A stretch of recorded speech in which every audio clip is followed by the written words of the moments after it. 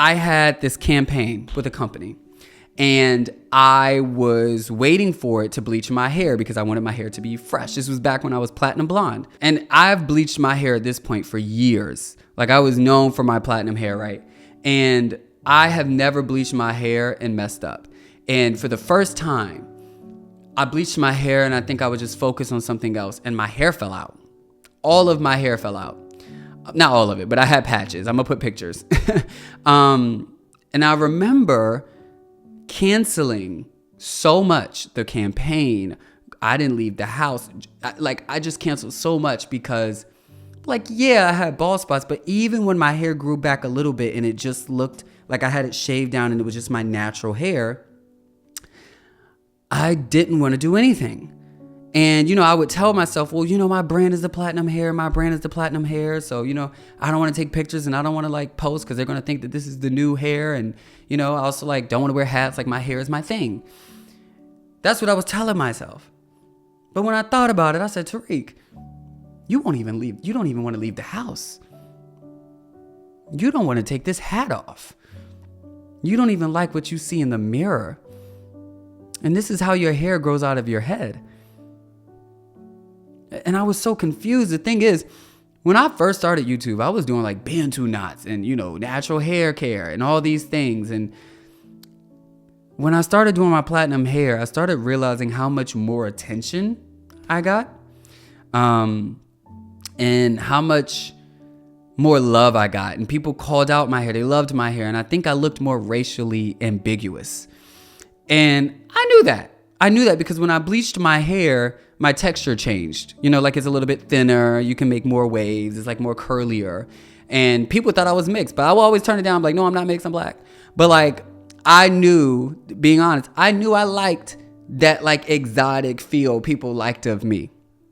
And I think seeing how much more attention it got me, I started to really attach to it.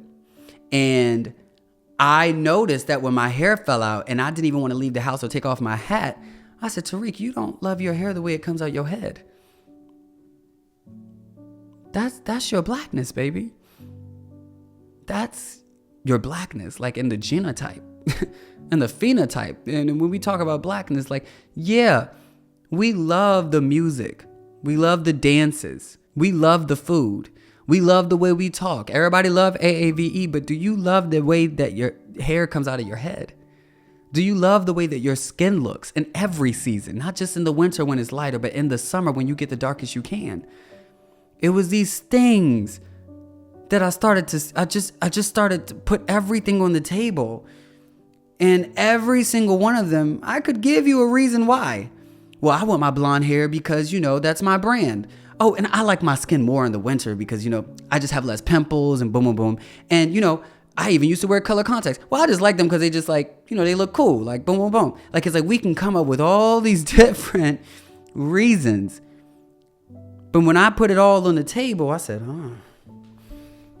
okay, this is alarming. Because outwardly and in my life, I was very pro-black. I loved myself. I loved my blackness.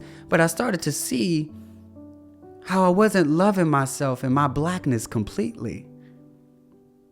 And I said, oh no, we got to do something about this. So I stopped going blonde. And I haven't been blonde since. So I've never really told that story. And I'm going to do an episode after this about what specifically I did to learn how to love my blackness more and all these different realms. But it's just I stopped going blonde because I was like, Tuh-reek, I don't want to move forward. I want to love my blackness. I don't want to move forward if I can't love my hair the way it comes out of my head and to know that I'm just as beautiful as when I have my platinum. That's not better. I'm just as gorgeous, if not more naturally.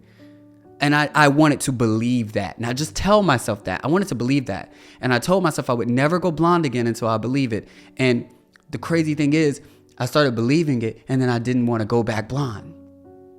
I didn't want to wear those contacts. You see, because when you really get to the question of when you ask yourself, why? And you get that first response, oh no, I just like the way, no. Why? Why do you like it that way? Oh, well, I just need my hair done. Like, my hair just not done, boom, boom. Okay, cool. But you look great. Oh, you need to slick down that baby edges. Well, why? Like, that's just her hair. It's moisturized. You want it slicked down so it can look thinner. And like, it's just like asking these questions of why. And there's no judgment in right or wrong here. You notice that I'm not saying that other people, look, I'm saying I looked at myself and said, I would rather this.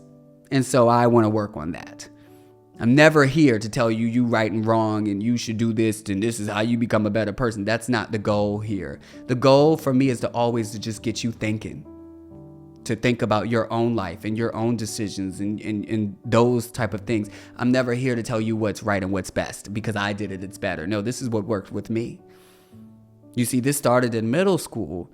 It could have started way before. Like, for my journey, I saw like, oh wow, that's how I was thinking back then. And then also my hair falling out. It was like, I had a lot, this was what was on my table. You got to look at what's on your table and make decisions about what you want to do with that. And I saw what was on my table and I didn't like it. And so I said, it's time to do some work.